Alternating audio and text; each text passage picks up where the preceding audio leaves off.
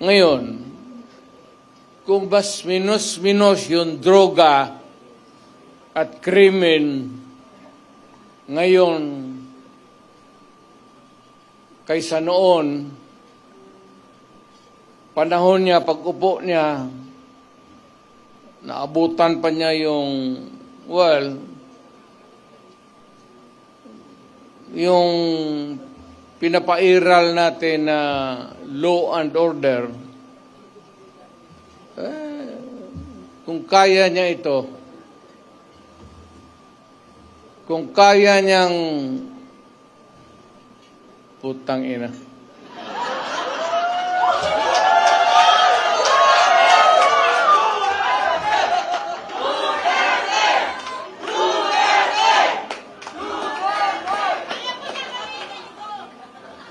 Alam mo, kung ako ang durugista, kung may gano'n ako, at bakit sa utak ko, bakit hindi? Total, kasama ko naman sa presidente sa hit-hitan. So, yung baski yung mga pulis, pati military, medyo, ano sila? Because of the incongruity. Hindi magkasya eh. Meron isang presidente na talagang bangag.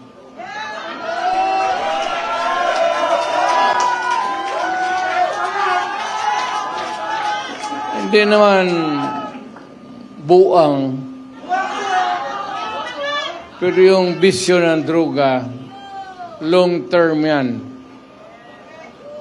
Maging ulol si Marcos,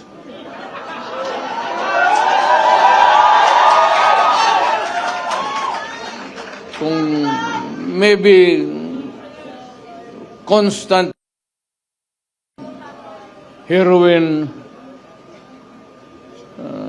aabot pa siguro siya ng 80. Pero pagdating sa panahon na yan, hindi na siya gumagalaw.